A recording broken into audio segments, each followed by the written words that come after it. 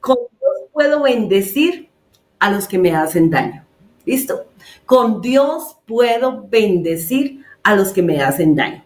Vamos a leer en el nombre de Jesús. Evangelio de Lucas, capítulo 6, verso 35. Dice, amad pues a vuestros enemigos y haced bien y prestad, no esperando de ello nada, y será vuestro galardón grande, y seréis hijos del Altísimo, porque Él es benigno porque Él es benigno, escuche esto, para con los ingratos y malos. Qué bueno es nuestro Dios, ¿cierto? Nuestro Dios es maravillosamente bueno, pero Él desea que usted y yo caminemos por el camino de los buenos.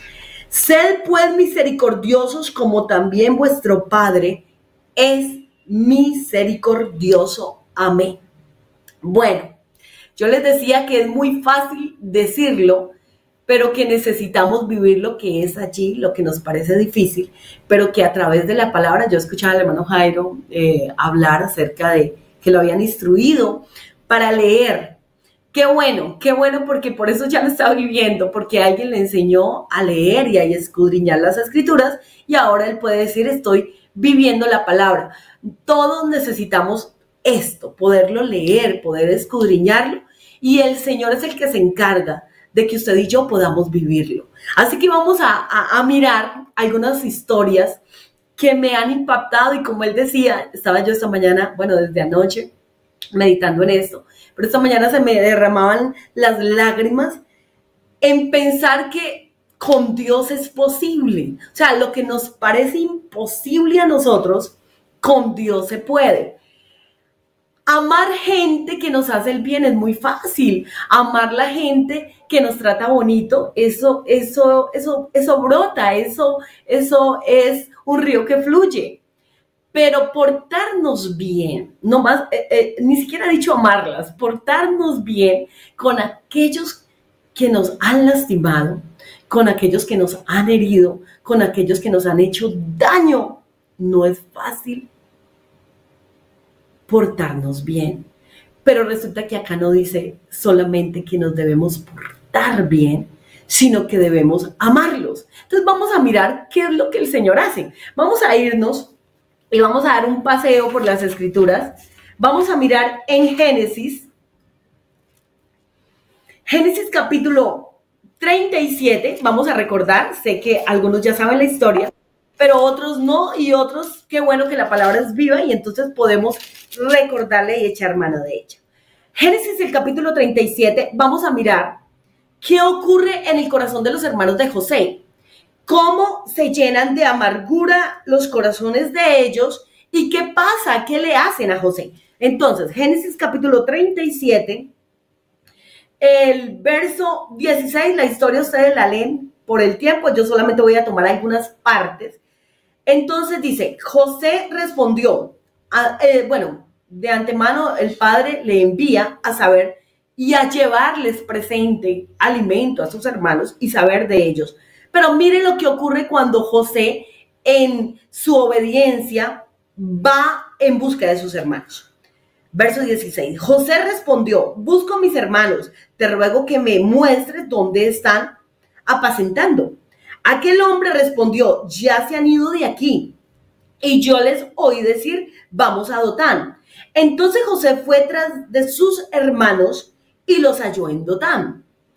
Cuando ellos lo vieron de lejos, antes que llegara cerca de ellos, mira lo que pasó en la mente, en el corazón de sus hermanos. Conspiraron contra él para matarle. La historia es muy trágica en esta parte, porque es que no son gente que no hagan parte de él. Son de su propia sangre, son sus hermanos, y en el momento sienten tanto odio, tanto resentimiento. Ok, José soñaba, contaba sus sueños, José era extrovertido, le parecía fácil contar lo que Dios le estaba revelando y él lo creía, pero resulta que todo aquello fue llenando a sus hermanos de enojo, de ira, de tristeza, de amargura, de odio, de tal manera que en este versículo ya vemos que lo que querían era acabar con la vida de su propio hermano. Verso 19. Y dijeron el uno al otro, he aquí viene el soñador. Esos sueños los tenían mal a sus hermanos.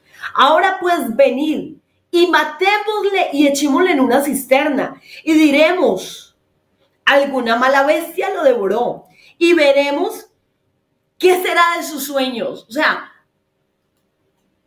el odio que se despertó en ellos era porque su hermano contaba los sueños. Claro, todo eso es un proceso y Dios está interviniendo en todo esto, pero miremos humanamente, vamos a mirarlo humanamente, cómo se llenaron de un veneno dañino que lo que ellos pretendían hacer les causaba daño al padre, les causaba daño a su casa, pero el veneno los dañó tanto que no les importaba.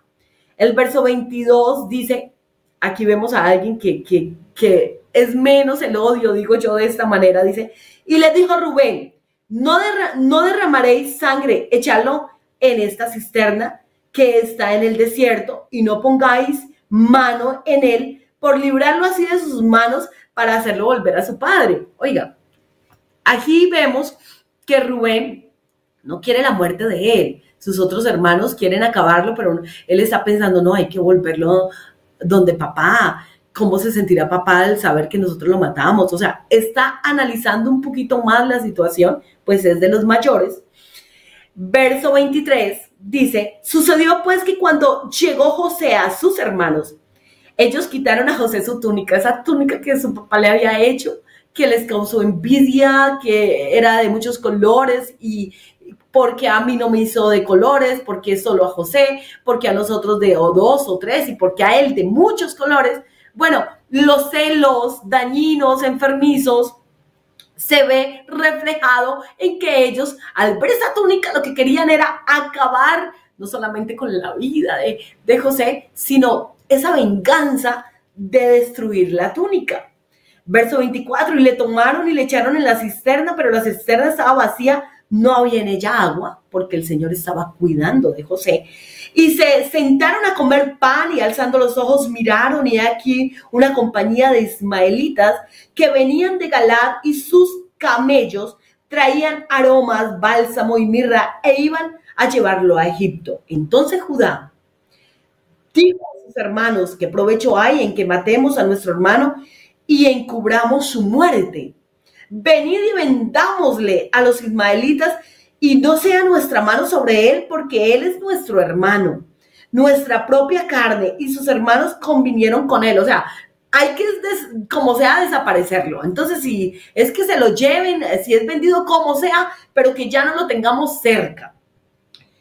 Y cuando pasaban los madianitas mercaderes, sacaron ellos a José de la cisterna y le trajeron arriba y le vendieron a los ismaelitas por 20 piezas de plata y llevaron a José a Egipto. Ellos dijeron, hasta aquí, acabamos con nuestro hermano, ya no lo vamos a ver, el que nos fastidiaba, aquel que nomás con su presencia nos hace hervir la sangre, nos pone mal, nos pone con un sentimiento que nos aprisiona el pecho, que los órganos ya no podemos respirar de lo que nos sentimos tan frustrados y celosos. Ellos creyeron que hasta ahí iban a saber de José. Hasta lo que vemos aquí, este cuadro es doloroso, es triste. Quizás hay alguien detrás de cámaras que está, detrás de su dispositivo, que está recordando que tiene un problema también con un ser querido, que no le es fácil, que cuando los ve se pone mal porque le hicieron, porque dijeron, porque le quitaron, porque, en fin. Bueno, esto ocurrió, pero vamos a mirar qué pasó con José. Y ahora quiero que miremos en Génesis el capítulo, vamos a avanzar un poquito al 45. Vamos a mirar ya al final, o sea, toda la historia no la vamos solamente a mirar cómo el Señor bendijo a José, cuidó de él, pero miremos que no solamente su físico, no solamente su vida, sino que yo quiero que miremos cómo Dios trabaja en el corazón de José. Verso 40, en el capítulo 45, verso 1, cuando ya el Señor le permite ver a sus hermanos, mire lo que acontece. No podía ya José contenerse delante de todos los que estaban al lado suyo, y clamó: haced salir de mi presencia a todos. Y no quedó nadie con él, al darse a conocer José a sus hermanos. Entonces se dio a llorar a gritos. Bueno, tienes que leer la historia, yo solamente le voy a comentar que el proceso de José fue difícil, vituperado, pasado por la cárcel, pero en este momento se encuentra en un lugar especial que Dios le ha puesto, en un lugar alto, donde tiene ahora autoridad. Había podido decir: me voy a vengar de ellos. Había podido pensar: se llegó el día de que ellos van a sufrir por todo lo que me hicieron sufrir. Pero resulta que cuando el Señor va procesando a alguien para bendecirlo, es también para que bendiga a otros. Así que la historia de José me ha llamado la atención y me ha impactado, porque no solamente el Señor le dio autoridad, sino que la autoridad iba de la mano con un corazón perdonador, con un corazón sensible. Ya el proceso que había vivido lo llevaba a que no pensara con venganza, sino que pudiera dar de lo que Dios le había entregado a él. Entonces miremos como en el verso 2 dice: entonces se dio a llorar a gritos. Ya él tenía un corazón tan sensible de ver a sus hermanos allí. Y mire, y oyeron los egipcios y oyó también la casa de Faraón. Y dijo José a sus hermanos: yo soy José. ¿Vive aún mi padre? O sea, me parece tan tremendo saber que pasaron muchos años y José no sabía de su padre. El hecho de no ver a ese padre que le había instruido para ser temeroso, para amar a Dios. Y resulta que ahora, al tener a sus hermanos allí, él quería saber de su casa, saber cómo estaba su padre amado. Y sus hermanos no pudieron responderle porque estaban turbados delante de él. Para ellos, el susto, la angustia, el saber que José estaba como gobernador, podía acabar con ellos. Pero mire lo que responde José. Entonces dijo José a sus hermanos: acercaos ahora a mí. Para mí esto es la obra de nuestro Dios.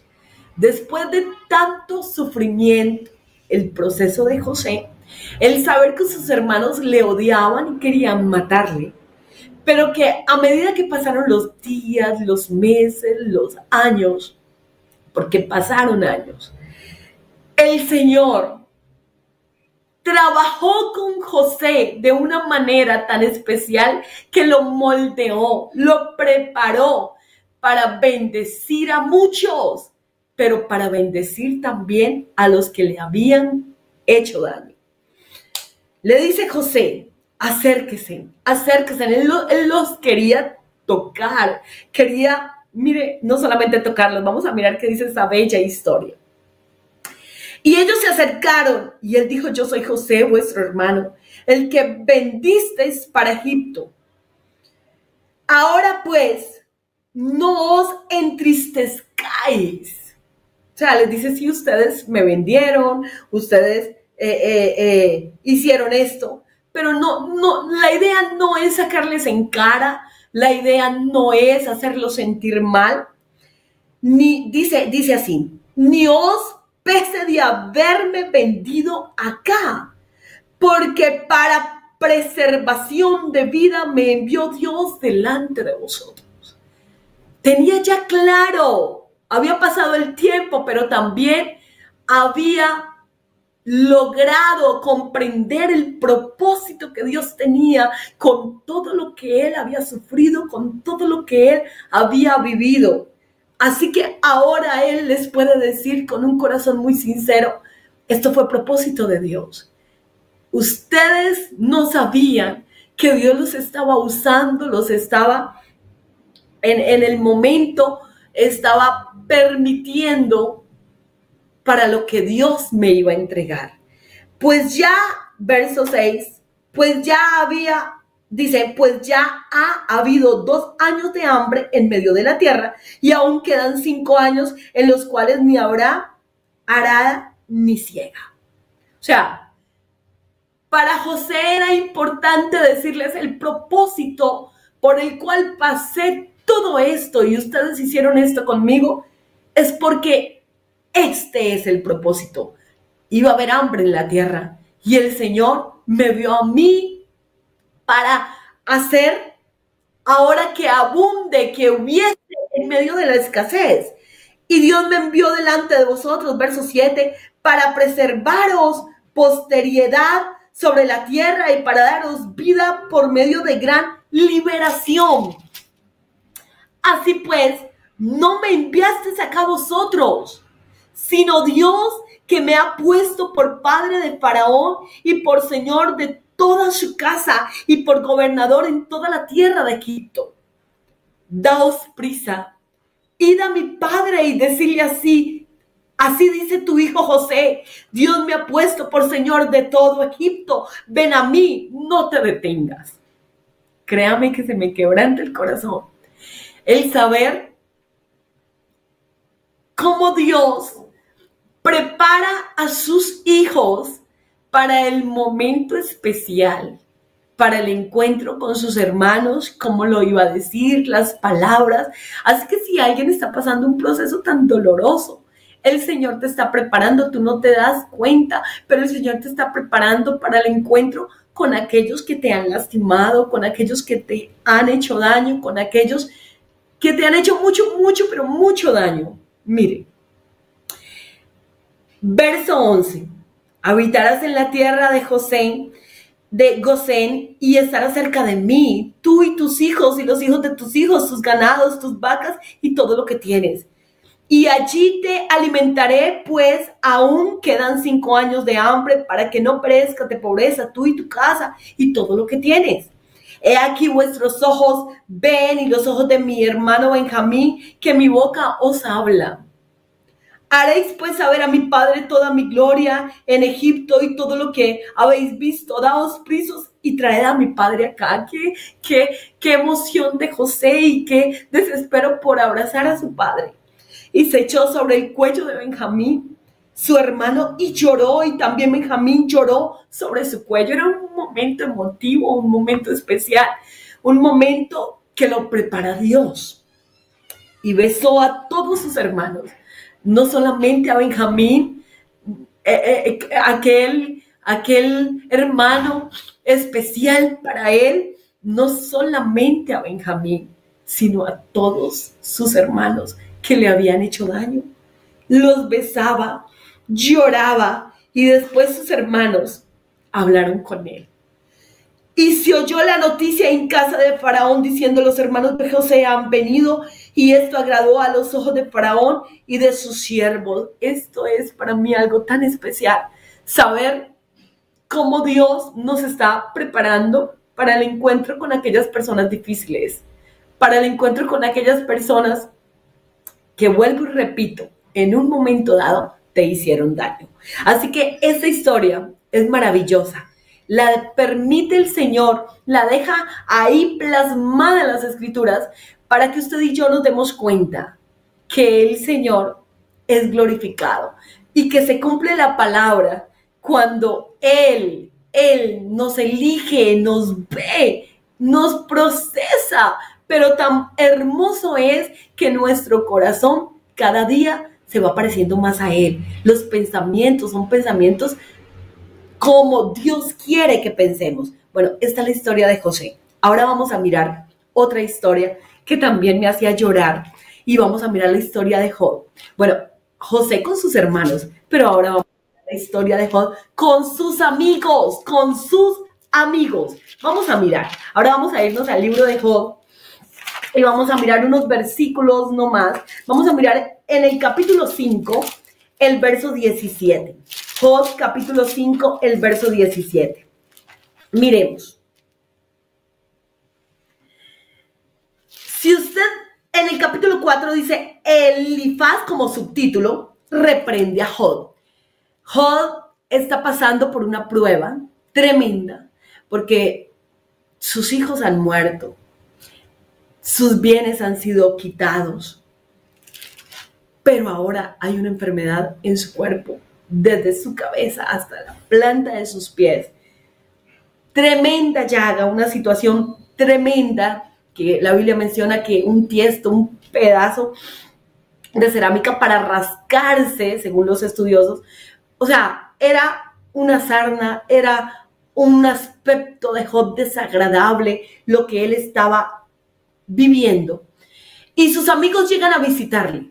Oiga, uno pensaría, los amigos llegan para consolarlo, los amigos llegan para darle fuerzas, pero en este caso no. Los amigos no llegan para consolarlo, los amigos no llegan para darle fuerzas, los amigos llegan para juzgarlo, para señalarlo, entre ellos se unieron para decir, tenemos que hacerle que él reflexione y que diga cuál fue su pecado, que confiese su pecado, porque está pasando por un castigo de Dios. Eso era lo que sus amigos veían en Job. Entonces miremos. Job capítulo 5, el verso 17. He aquí, bienaventurado es el hombre a quien Dios castiga, por tanto, no menosprecie la corrección del Todopoderoso. Aunque esto es un versículo que usted lo va a encontrar en Proverbios capítulo 3, verso 11 y 12, Hebreos capítulo 12, del 5 al 6, que es una realidad, donde el que hace el mal, pues recibe la consecuencia de su hecho, es la paga del mal comportamiento. Pero aquí, esto que menciona, su amigo, imagínense, su amigo, no es lo que está viviendo Job. Así que, ¿cuántas personas en un momento dado usan las escrituras para lastimarnos, para hacernos sentir mal? De hecho, a veces con una apariencia de piedad, pero sus palabras vienen con una lanza que lastima, que hiere, porque no conocen nuestra vida. Realmente ellos no conocían la vida de Job. El que la conocía era el mismo Creador, era Dios el que podía dar testimonio y estaba dando testimonio de él. Estaba diciéndole a Satán y a todas las fuerzas malignas, este hombre es temeroso, apartado del mal, es recto, es justo, es perfecto en su camino. Le está diciendo a las fuerzas malignas, este hombre realmente me ama. Sus amigos, al ver la condición, le están juzgando y diciendo, el Señor no se ha equivocado de castigarlo. Es que usted no debe menospreciar la corrección. Cuente más bien qué es lo que ha hecho. Vamos a mirar entonces que no solamente Elifaz, sino que miremos Job. Avancemos un poquito, solamente vamos a mirar unos versículos. El capítulo 8, ahora es Bildad. Dice, vamos a mirar el verso 4. Si tus hijos pecaron contra él los echó en el lugar de su pecado. O sea, sus amigos contra él y ahora contra sus hijos. Siente el duelo, el dolor de que sus hijos ya no están con él, de que todos perecieron el mismo día. Y ahora viene su amigo a decirle, pues mire, si sus hijos murieron, se lo merecían, pecaron contra Dios y entonces esa fue la recompensa de haber pecado. Eso es lo que trae el pecado. Pero no era eso, no estaba viviendo Job el dolor porque sus hijos eran unos pecadores. No era eso lo que él estaba pasando, ni lo que él estaba viviendo. No era su pecado, no era el pecado de sus hijos. Era que el Señor le estaba diciendo a Satanás, haz lo que tengas que hacer, solo su vida no se la toque. porque usted se va a dar cuenta qué clase de hombre es el que me ama.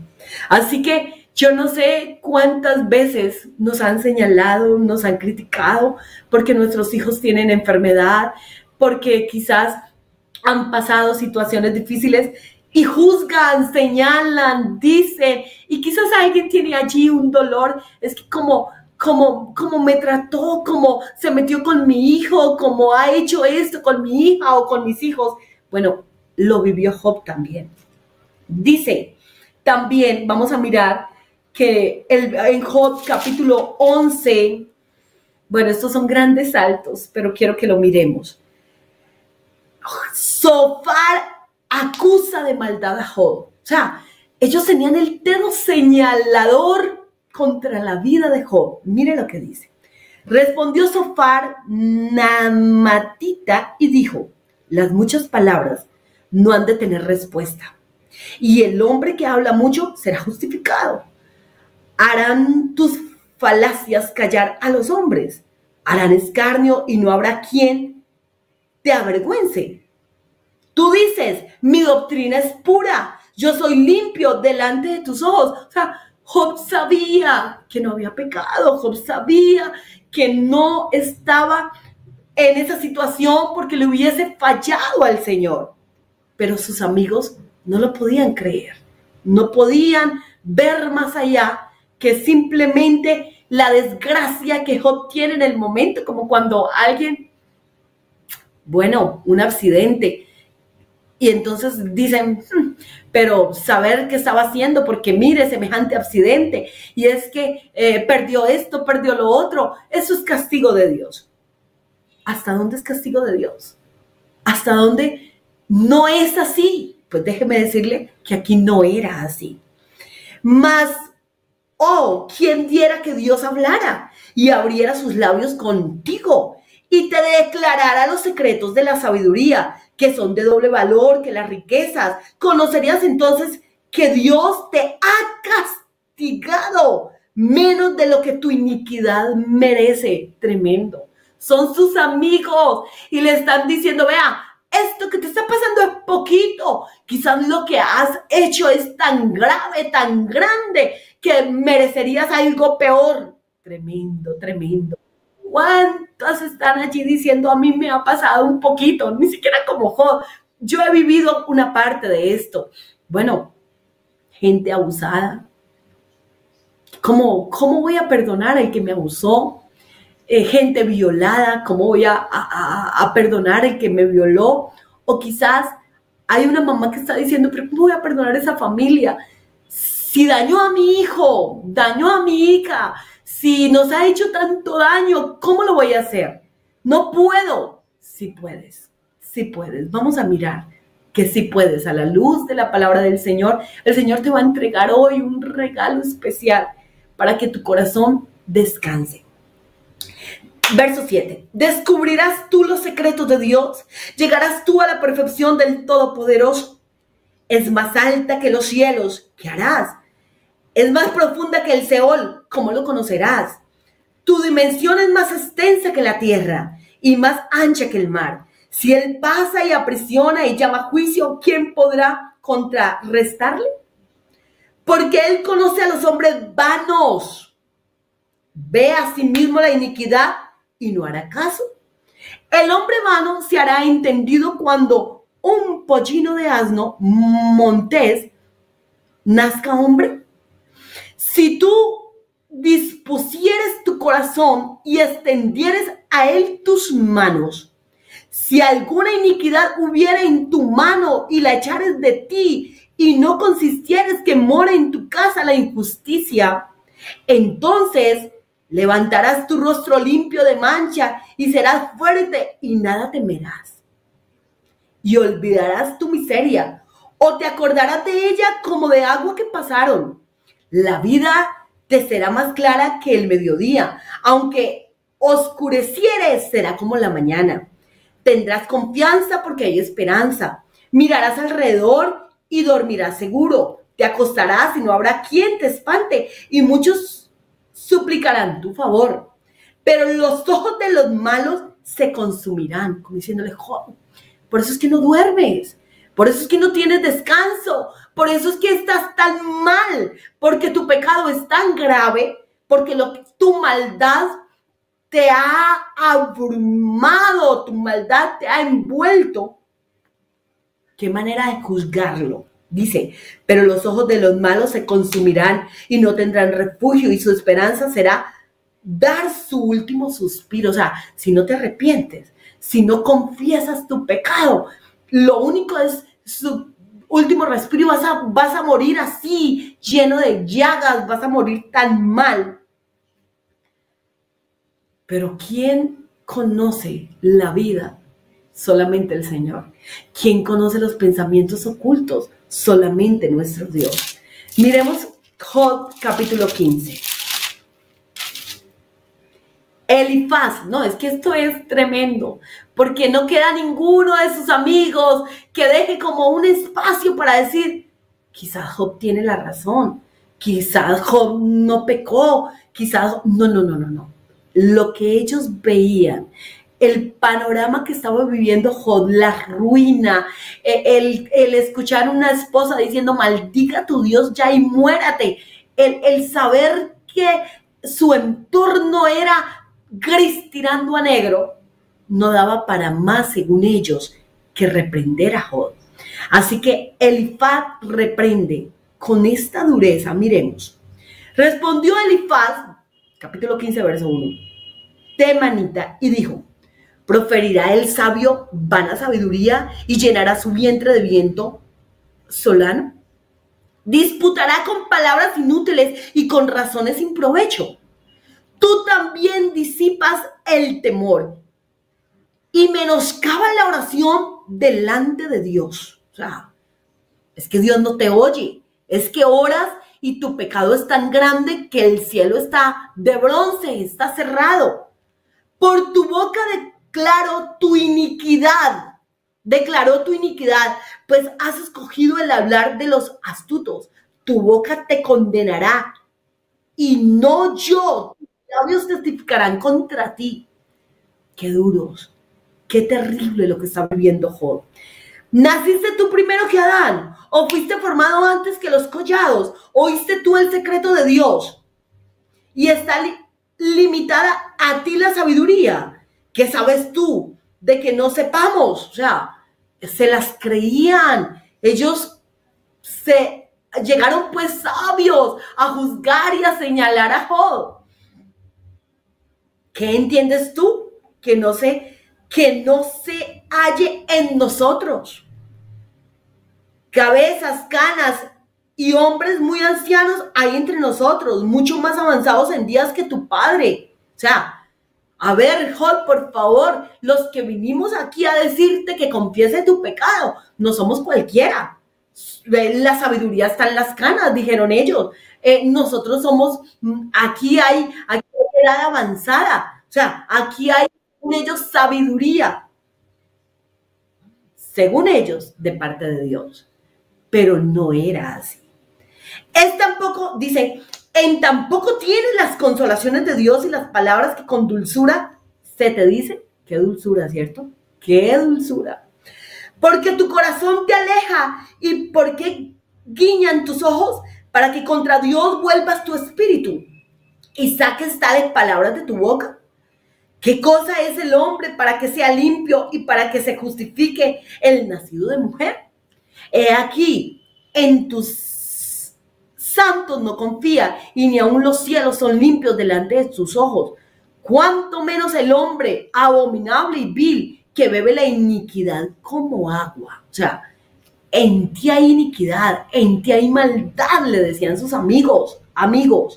Escúchame, yo te mostraré, dice Elifaz, y te contaré lo que he visto, lo que los sabios nos contaron de sus padres y no lo encubrieron, a quien únicamente fue dada la tierra y no pasó extraño por medio de ellos. Todos sus días el impío es atormentado de dolor. O sea, venga Job, yo te explico. Lo que nosotros sabemos es que si alguien está atormentado es porque es un impío. Y si tú estás siendo atormentado es porque eso eres. O sea, como aquellos. Si el pastor se enferma, qué pecado tiene encima? Si el pastor está pasando por una situación económica, no, ese no tiene la bendición de Dios, porque si ese es siervo de Dios, debe estar re bien, debe tener abundancia. ¿Quién dijo eso? Si el Señor permite que pasemos por momentos de escasez, alabado sea nuestro Dios, seguiremos amándole. Si el Señor permite que vengan enfermedades, tú y yo, nuestro amor no se debe apocar. Tiene que seguir el amor y aún en aumento. ¿Quién dijo que los hijos del Señor no pasamos por procesos? ¿Quién dijo que los hijos del Señor no pasamos por situaciones dolorosas? Pero si a este le pasó, qué fácil es señalar y juzgar. A veces nos hacemos como los amigos de Job. Juzgamos, señalamos, decimos, criticamos. Pero bueno, espero que el Señor nos ayude para que no volvamos a hacer así. Porque todo lo que usted y yo sembremos, eso vamos a cosechar. Es que la ley de la siembra y la cosecha es bíblica, es real. Así que nosotros debemos ser misericordiosos para que sean misericordiosos con nosotros. Y este varón que no había faltado, que no había fallado, que estaba bien delante de Dios, estaba pasando, sí, por tremenda, ¿por qué no decir tremenda vida de dolor? Porque la vida se le convirtió en dolor, pero Dios estaba allí. Pero ahí estaba el Señor y ahí estaba la santidad de Job también. Miren, Elifaz lo reprende tan duro, lo reprende de una manera tan terrible. El verso 22. Él no cree que volverá de las tinieblas y descubierto está para la espada.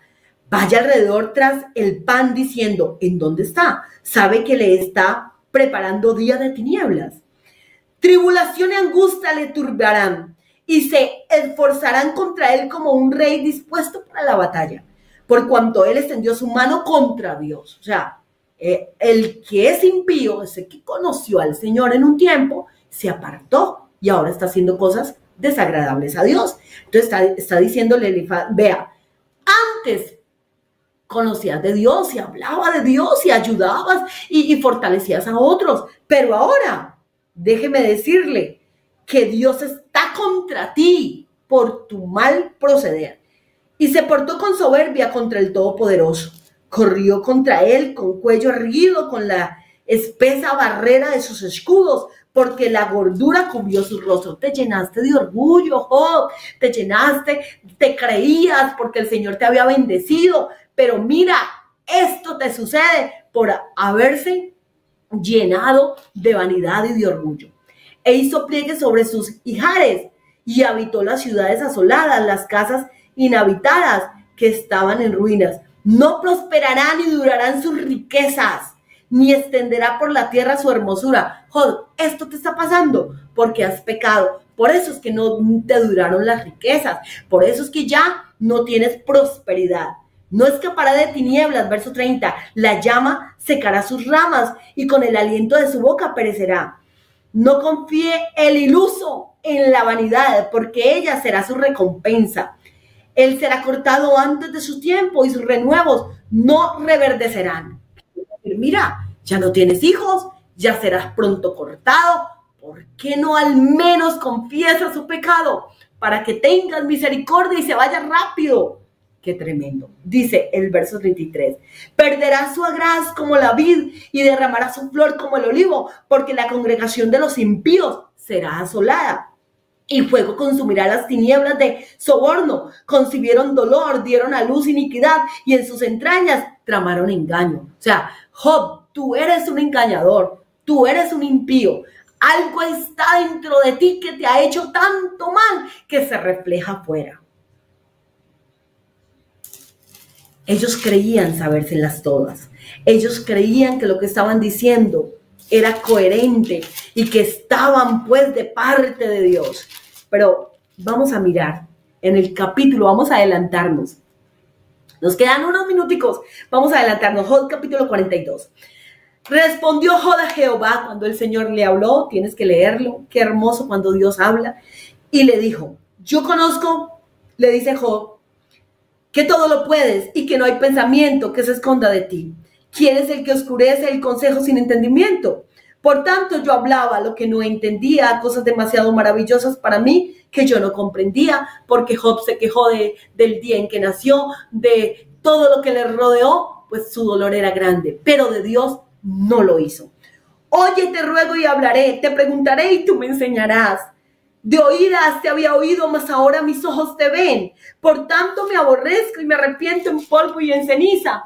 Y aconteció que después de que habló Jehová estas palabras a Job, Jehová dijo a Elifaz, temanita, mi ira se encendió contra ti y tus dos compañeros, porque no habéis hablado de mí lo recto como mi siervo Job. Ellos estaban creyendo que venían de parte de Dios, pero no era así. Ellos estaban creyendo que hacían bien en juzgarlo, señalarlo, abrumar a Job, pero no era así. Ahora pues, tomaos 7 becerros y 7 carneros e id a mi siervo Job y ofreced holocaustos por vosotros, y mi siervo Job orará por vosotros, porque de cierto a él atenderé, para no trataros afrentosamente, por cuanto no habéis hablado de mí con rectitud como mi siervo Job. Fueron pues Elifaz temanita, Bildad suita y Sofar naamatita, e hicieron como Jehová les dijo, y Jehová aceptó la oración de Job. Mis amados hermanos, cuando el Señor nos enseña, porque le enseñó a Job, le mostró su amor y su misericordia de nuevo, lo sanó, lo restauró, pero le era necesario perdonar a sus amigos, le era necesario a Job orar por sus amigos, y sus amigos, para que no les viniera el mal, debían aceptar la oración de Job.